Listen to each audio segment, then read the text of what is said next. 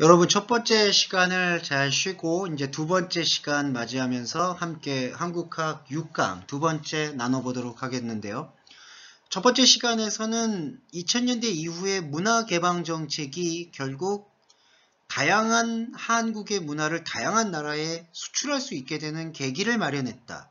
그리고 또 하나, 한류라는 키워드는 원래 그런 브랜드, 한류라는 브랜드를 키워서 수출하려는 목적이 아니었고, 한국인들이 워낙 문화를 사랑하고 문화에 대한 소비와 생산하고 창작하는 열정이 높았기 때문에 그렇게 높았던 창작의 열정이 자연스럽게 다 국가 간의 문화 교류의 산실로 나타나게 되었다.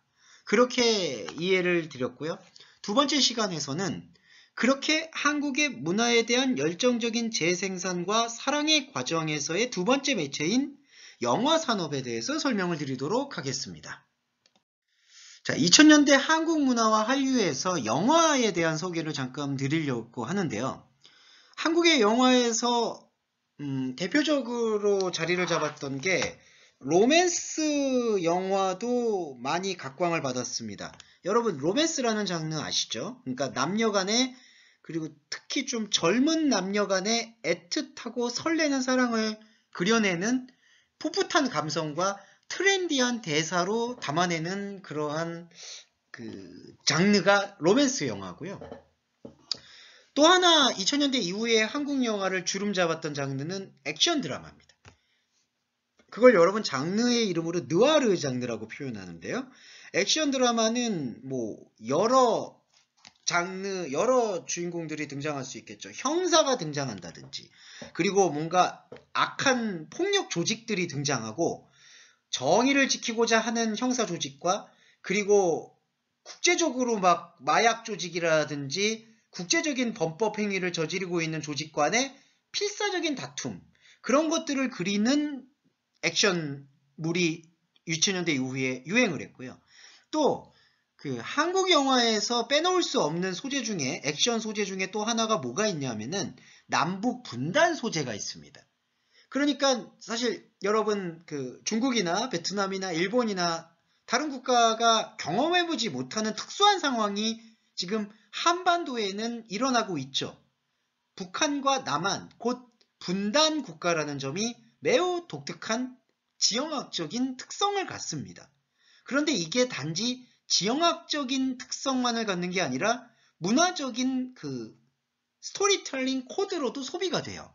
남북한이 대치가 되어 있고 북한이라는 곧 노스코리아의 소사이어티가 워낙 폐쇄적이고 감춰져 있기 때문에 무슨 일이 벌어질지 모른다라는 일촉즉발의 긴장감이 내재되어 있는 상태가 바로 북한의 상황이고 북한과 분단국가로서 대치하고 있는 한국, 대한민국의 상황이에요. 그렇게 남북 간의 대한민국의 그런 분단의 상황에서도 여러분 한반도는 통일을 원합니다. 그러니까 남한과 북한이 그냥 계속해서 이렇게 분단 국가로 남아있는 게 아니라 결국에는 통일 국가가 되기를 원해요. 유나이티드 스테이트가 되기를 원한다는 것입니다. 그래서 그러한 소재를 담아서 그러한 관련된 영화들이 자주 제작되고 개봉되고 생산되고 그리고 대중적으로도 높은 성공을 거두었어요. 자, 그런 게 또 한국 영화의 특징 중에 하나고 액션 장르의 두 번째. 세 번째 특징은 건달들이 많이 나와요. 아까 첫 번째는 뭔가 조직 폭력배들, 그러니까 조직적으로 어둠의 조직에 있는 사람들의 이야기를 조금 그리는데 2000년대 이후의 건달 조직들은 조금 휴머니티가 느껴지는 건달. 그러니까 이게 이제 액션 코미디라고 장르가 붙여져 있는데요. 건달은 건달인데 뭔가 우스운 거예요. 그걸 요즘 한국의 유행어로 뭐라고 얘기하냐면요. 우프다라고 얘기하는데요. 웃긴데 슬프다. 그게 왜 그럴까요, 여러분? 조직폭력배라는 그게 어떤 의미예요? 이게 범법자잖아요. 그러니까 범죄자잖아요.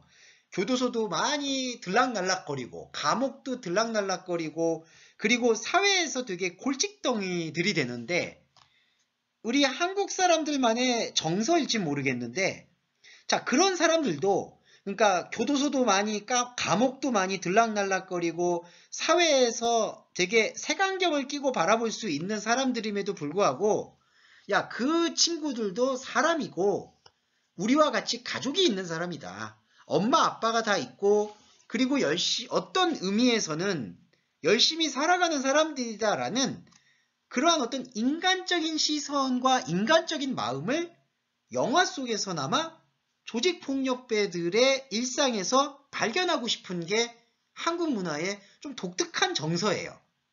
그게 이제 그 정이 많다라고 표현을 하는 건데, 야, 제가 원래부터 저렇게 범죄자가 강도 조직폭력배가 되고 싶어서 됐겠니? 아니야, 그 마음이 처음에는 열심히 살아보고 싶고 어떻게든 잘 꾸려보고 싶었던 건데 그 사회의 환경이나 부모님을 잘못 만난다든지 아니면은 성장할 때 친구들을 잘못 만나서 아니면 정말 어쩔 수 없는 사정에 의해서 나쁜 놈들이 되어버린 거야 라고 뭔가 사연을 부여하는 거죠. 그 사연을 부여한다라는 것을 다르게 표현드리면은 이제 서사를 부여한다. 내러티브 어플리케이션이라고 설명을 하는데요. 사연이 있는 캐릭터들로 이 캐릭터들, 영화 속 주인공들을 묘사를 해서 이 액션 드라마의 액션 영화에 자주 조직폭력배나 한국말로 건달이라고 하는 그러한 어떤 사회적으로 무리를 일으키고 있는 사람들이 주인공으로 드러나는 그런 형태가 많이 나타났다라고 볼 수가 있어요. 자, 그게 2000년대 한국 영화에서의 그 주요하게 볼 수 있는 흐름들이고요. 대표적인 영화들을 조금 한번 살펴보도록 하겠습니다. 자, 여러분 첫 번째 영화 소개해 드릴게요. 이게 2000년대 이후에 한류의 그 흐름을 말할 수 있는 한국 영화의 흐름을 설명드릴 수 있는 영화들입니다. 이 영화들은 먼저 설명을 드리자면 그 작품성이나 예술성이 뛰어난 영화는 아니에요. 여러분 작품성이나 예술성이라는 말의 의미를 이해하고 계시죠? 작품성이나 그런 예술성에 대한 의미는 잘 알고 계시죠? 지금 소개해드리는 영화는 그렇게 해외 영화제에서 상을 받는다든지 뭐 뛰어난 결과를 거둔다든지 그러한 영화들은 아닙니다. 하지만 한국의 대중들이 즐거워하고 열정적으로 웃고 웃고 울면서 즐거워서 봤던 영화들이 소개되는 거예요. 그러니까 여러분 오해하지 마시면 좋을 것은 제가 지금 소개해드리는 영화는 뭔가 많은 어워드를 수상했다. 그러니까 수상작, 영화제에서 수상할 작품이라든지 뛰어난 작품성을 인정받은 건 아닌데 그럼에도 불구하고 한국의 문화를 이해하는 데 있어서는 되게 필요한, 특히 영화를 이해하는 데 있어서는 필요한 영화라서 레퍼런스를 삼은 겁니다. 그거에 대한 이해를 좀 갖고 봐주시면 좋겠어요. 첫 번째 영화의 이 포스터 보세요. 지금 이 주인공 포스터에 나오는 주인공은 여성입니다. 그리고 이 한글 이거 어떤 의미인지 아세요? 꿇어. 이게 어떤 의미냐면은 그 무릎을 꿇라는 거예요. 그러니까 이제 싸움꾼이 그 옆에 싸움의 대상에게 너는 내 적수가 못 돼. 그러니까 무릎 꿇어. 상대를 제압할 때 쓰는 경고적 표현입니다. 꿇어. 이렇게 얘기해요. 포스터에 지금 꿇어. 여러분 듣고 계시죠?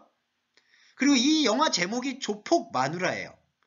이 조폭 마누라는 영문 제목을 소개해 드릴까요? My wife is gangster. 자, 갱스터 아시죠? 마피아, 뭐 조직 폭력배. 그리고 와이프 뭐예요? 아내예요. 그래서 그거를 한글로 표현하면 조폭 마누라. 조폭이 갱스터, 마누라가 와이프. 그래서 영화 제목이 조폭 마누라입니다. 자, 이 얘기는 단순히 줄거리가 되게 황당한 건데요. 자, 여러분 뭐 남자 유학생분들도 계시고 여성 유학생분들도 계시겠는데 남자 주인공은 되게 평범한 직장인이에요.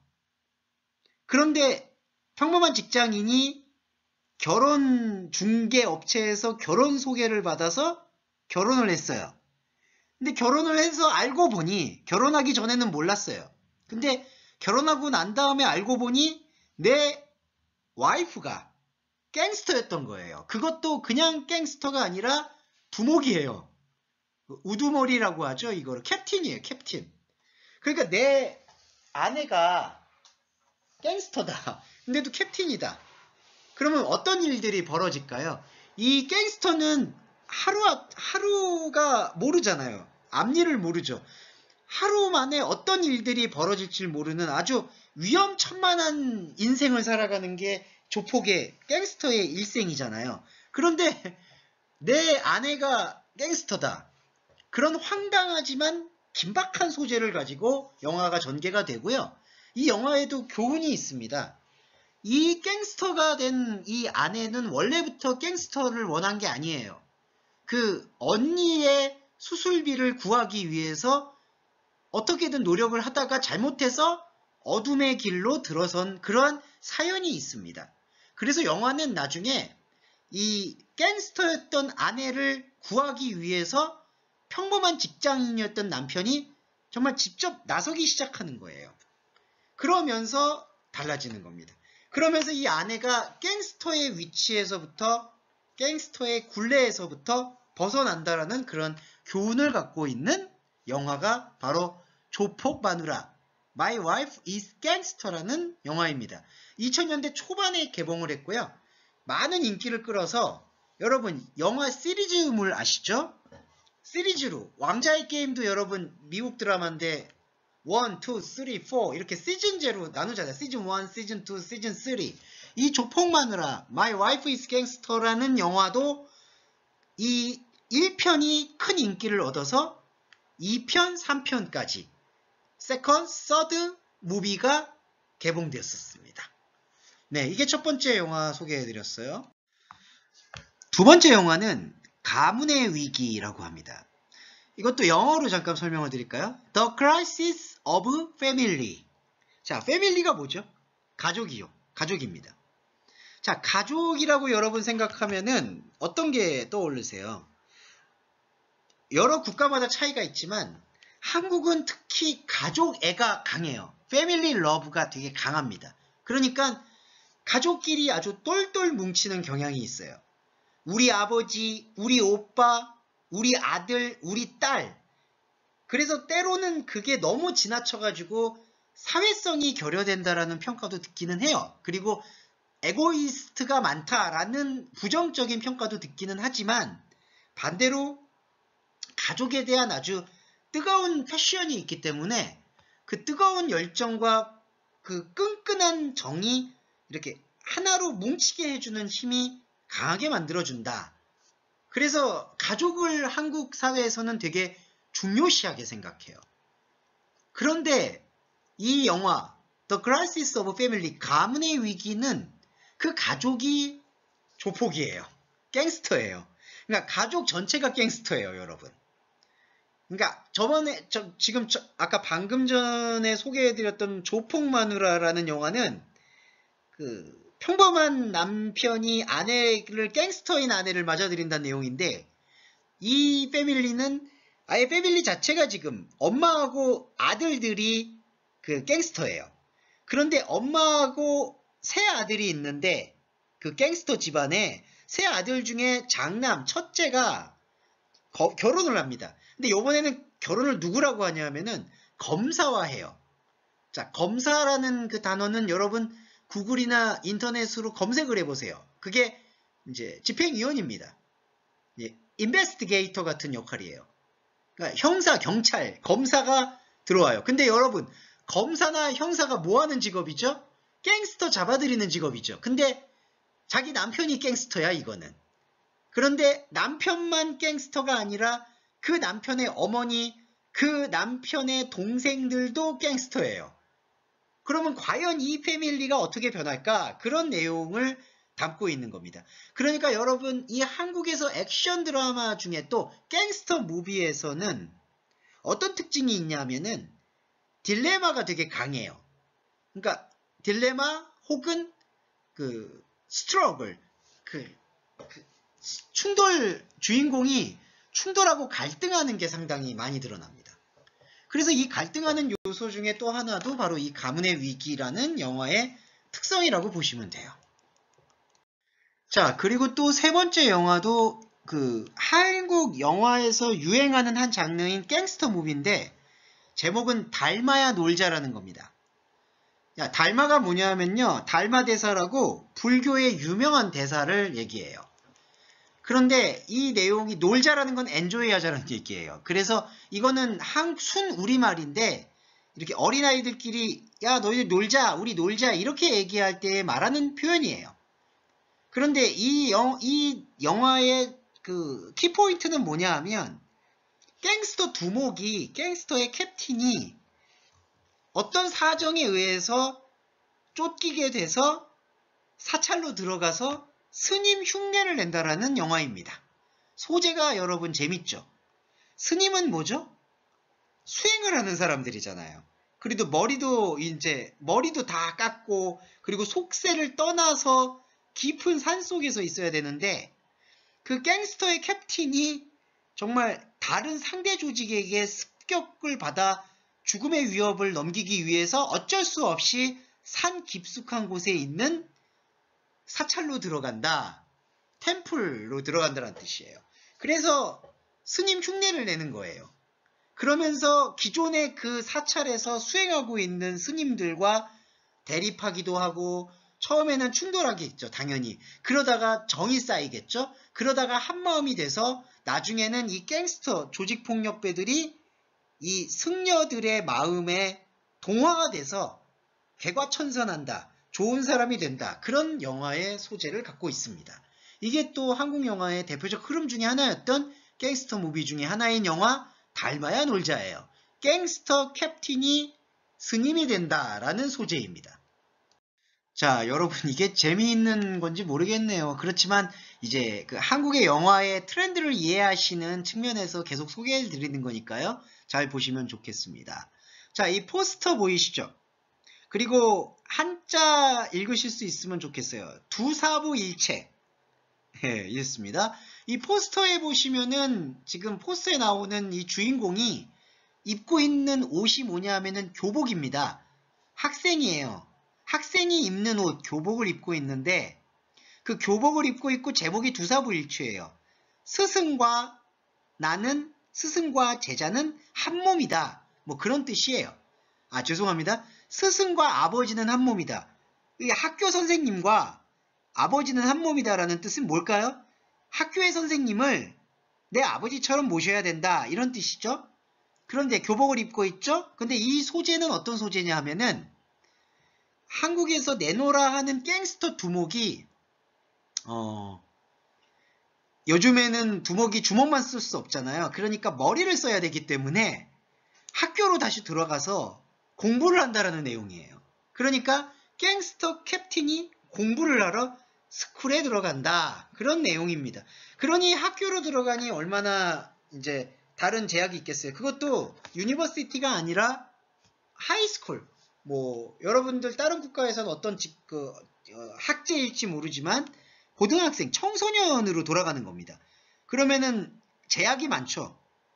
일단 조직폭력배라는 건달이 성인이 그것도 술, 담배를 못하게 되는 금지사항 중에 일어나는 답답함.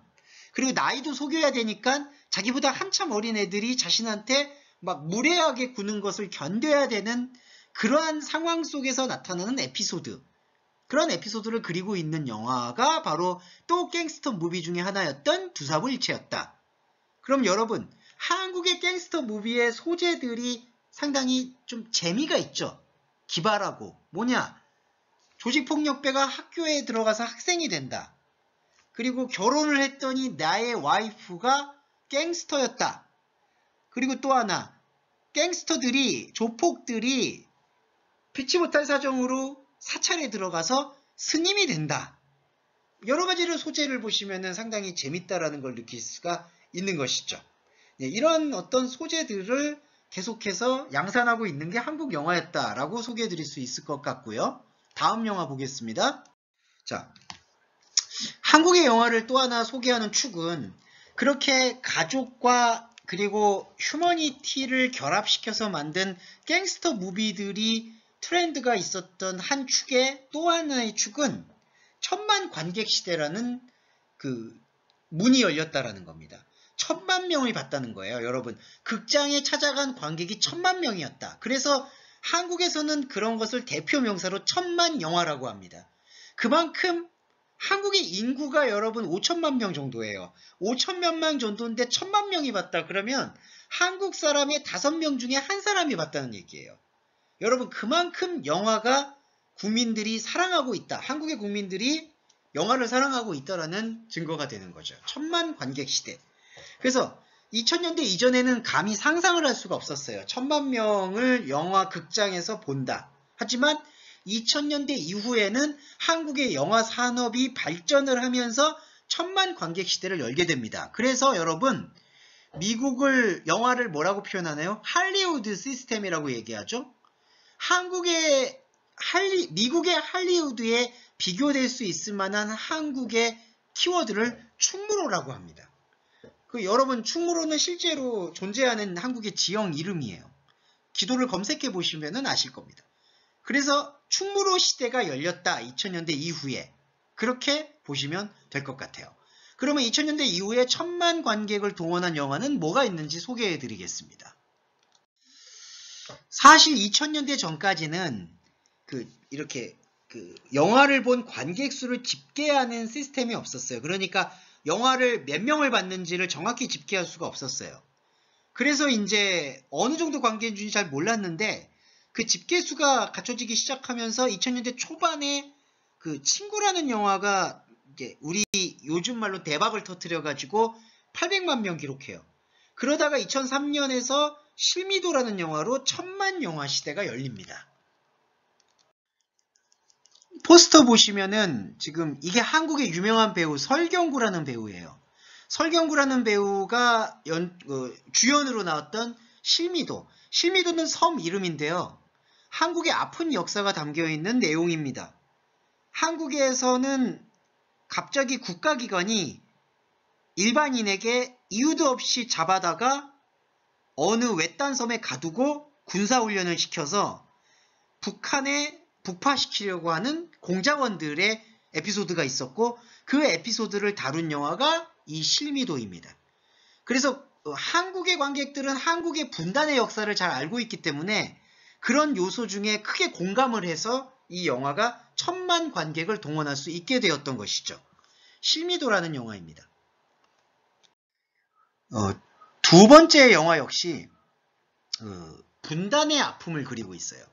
계속 거듭 말씀드리지만 한국에서 문화의 소재로 가장 많이 사용될 수 있을 법한 것은 분단의 현실입니다.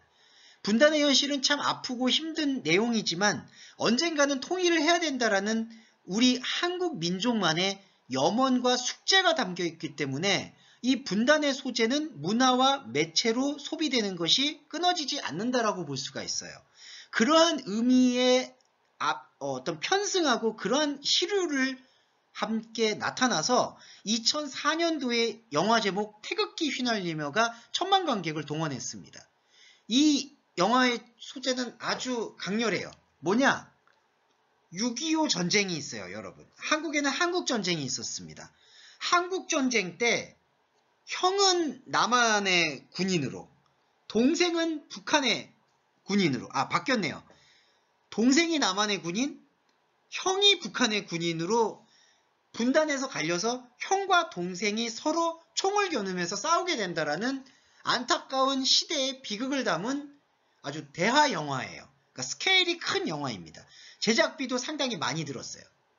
그래서 태극기 휘날리며가 등장을 했고 여기 영화에는 한국을 대표하는 배우인 장동건과 원빈이 형과 동생으로 나왔습니다. 그리고 작년에 또 하나의 1000만 영화인데요. 여러분 이 포스터만 보면은 이게 어떤 영화인지 맞추실 수 있을지 저는 맞을 것 같은데요. 작년에 미국의 영화상인 아카데미 영화상을 수상한 작품입니다. 네, 포스터만 보시고 알아맞춘 분들께 뭔가 선물을 드리고 싶은데 그러지 못하는 게 참 안타깝네요. 이 영화 제목은 파라시트, 기생충입니다. 기생충이라는 거는 한국 사회의 안타까운 그 빈부격차를 알레고리하게 풀어낸 영화로 각종 영화상을 휩쓸면서도 본래 영화상을 휩쓸면은 영화가 재미가 없거나 지루하다라는 평을 받는데 이 기생충 영화는 영화상을 휩쓸었음에도 불구하고 대중적인 인기도 함께 얻어서 1,000만 관객을 돌파한 영화입니다.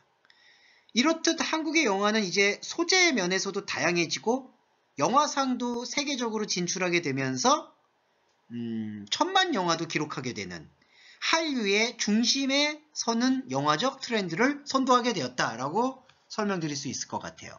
자, 두 번째 시간 여기서 마치고 세 번째 시간에 한국의 K-POP 음악에 대해서 알아보겠습니다.